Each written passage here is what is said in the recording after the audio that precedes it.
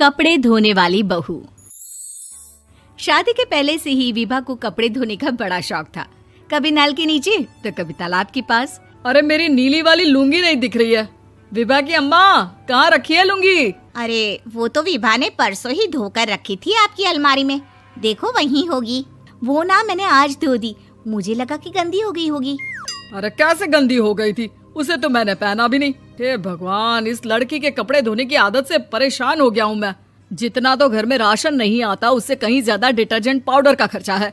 इसकी शादी करवा दो, शादी जाए अपने घर में ही करे काम, फिर चाहे घर के कपड़े धोने हो या पूरे गांव के। हाँ ठीक बोल रही हूँ, देखता हूँ मैं कोई लड़का। वो दिन भी आ जाता है जब विभा को देखने लड़के वाले आ जाते हैं। लड़की मुझे अच्छी लगी। होने वाली सास कहती है, बेटी अगर कुछ पूछना है तो पूछ लो। वैसे तो हमारी लड़की बहुत ही शर्मीली है, जो बोल दो वो मान लेती है, इसे क्या पूछना होगा। अरे कैसी बात कर रही हो माँ, मुझे इन लोगों के घर रहना है, सवाल तो कई है। हाँ हाँ बेटा, पूछ लो ना, क्या पूछना है। आप लोगों के घर कपड़े कौन धोता है? सास का मुंह बन जाता है। देखो, अगर तुम ये कहना चाहती हो कि तुम्हें कपड़े धोने नहीं आते तो सुन लो, कपड़े मैं ही धोती हूँ, लेकिन तुम्हारे आ जाने के बाद मैं रुमाल तक नहीं धोऊंगी। अरे चुप रहना भाग्यवान, बहू बेचारी घर आई नहीं, उसे डराना शुरू कर दिया।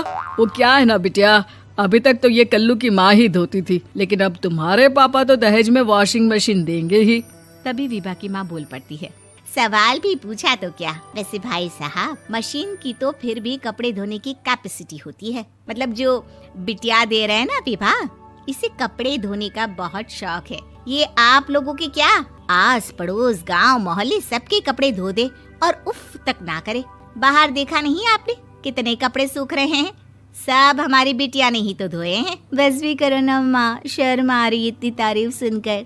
और तो और एक दाग निकाल कर दिखाओ तो मान जाऊं। हाँ अच्छा, माफ करना बेटा, मैंने गलत समझा।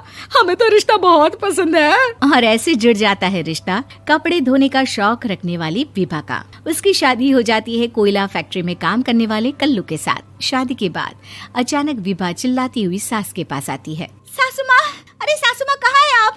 ये तो धोखा है, धोखा दिया आप लोगों ने मुझे। इसे ससुर के चक्कर के बारे में पता चल गया। अरे तो उसमें तुझे क्यों धोखा मिला है? अरे नल में पानी नहीं आता, कपड़े कैसे कब धुलेंगे? अच्छा, तू पानी नहीं आ रहा उसकी बात कर रही है। तो आपने क्या सोचा? कुछ नहीं।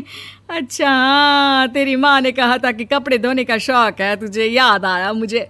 शौक बोलकर कपड़े धोने वाले मेरे जुनून को कम ना आके सासू माँ, कपड़ा धोना मेरा गुरूर है। तभी पति भी वहाँ आ जाता है। अभी मैंने इसे सनी देओल की फिल्म दिखाई है, उसी के डायलॉग मार रही है माँ। अच्छा सुन, साफ साफ बता रही हूँ, पानी सुबह 4 से 6 और शाम को 10 से 12 आता है, समझी? विभा टाइमिंग सुनकर हैरान हो जाती है। ये क्या भूतों का मोहल्ला है? सुबह 4 बजे उठकर कौन कपड़े धोता है? 4 बजे टंकी में पानी जाता है, फिर सारा दिन धोना ना, किसने मना किया? अरे कैसी बात कर रही हैं? 200 लीटर की टंकी में कितने कपड़े धो लूंगी मैं? सुबह ही उठ जाऊंगी मैं। अब क्या था, विभा सुबह 4 से लेकर रात के 12 बजे तक कपड़े ही धोती रहती। एक रोज सास पड़ोस से निकलकर कहीं जा रही होती है कि साथ वाली कहती है, हाँ कल्लू की माँ, जरा ये बताओ कि 2 साड़ी है, 2 ब्लाउज और एक पेटीकोट और एक नाड़े वाला लंबा कच्छा। हाँ तो? अरे तो क्या, कितना लोगी धुलाई ये बताओ। धोबन दिख रहे हैं हम क्या? हमारे पति सरकारी नौकरी से अभी रिटायर हुए हैं और बेटा सुपरवाइजर है कोयला फैक्ट्री में। धोबन समझ रखा है हमें?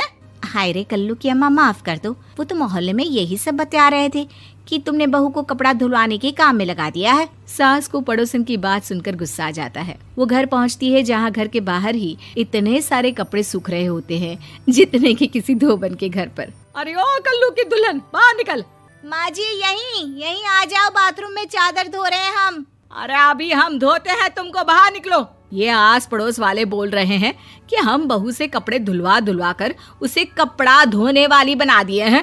अरे छोड़ो ना माँ जी, किन लोगों की बातों में आती हो? आस पास के लोगों का तो काम ही होता है कि वो किसी तरह सास बहू को लड़ा दे। बहू सारे घर के कपड़े धोती है, ये क्या कम है? बोलिए। सास को भी लग जाता है कि वो बहू का ये सनकीपन नहीं छुड़वा सकती, इससे अच्छा है कि खुद ही चुप हो जाए। एक रोज सास और बहू मंदिर जाते हैं, जहाँ सास की साड़ी वहाँ खड़ी भीख मांगने वाली से मिलती है। माँ जी क्या बात है, आपकी साड़ी उस भिखारन से कितनी मिल रही है ना? हाँ हाँ, देखो तो दोनों की साड़ी मिल रही है। क्या बात है कल्लू की अम्मा, तुम खुद को तो अफसर की बीवी बताती हो और ऐसी सिंपल सी प्लेन साड़ी पहनकर घूमती हो। सिंपल और प्लेन नहीं है ये साड़ी। तो क्या सोने के धागे से फूल बने हैं? कुछ भी सासू माँ, कुछ भी। हाँ, बने थे इस साड़ी में सोने के धागे से फूल। मेरे पति लेकर आए थे मद्रास से स्पेशली मेरे लिए 10,000 की। ताहे भाई साहब इस भिखारन के लिए भी सेम टू सेम साड़ी लेकर आए होंगे 10,000 की।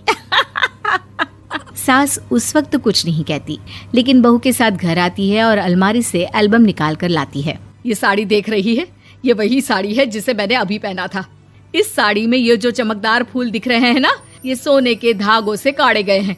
लेकिन तू लोकल वॉशिंग मशीन ब्रश से घिस घिस कर सारे फूलों को निकाल कर साड़ी प्लेन कर दी। मुझे माफ कर दीजिए सासू माँ। और तो और, जब मैंने तुझे तेरी गलती के लिए कुछ नहीं कहा, लेकिन तूने तो सबके सामने मेरा मजाक ही बना दिया। क्यों? बहू को समझ में आ जाता है कि अब से उसका कपड़े धोना बंद।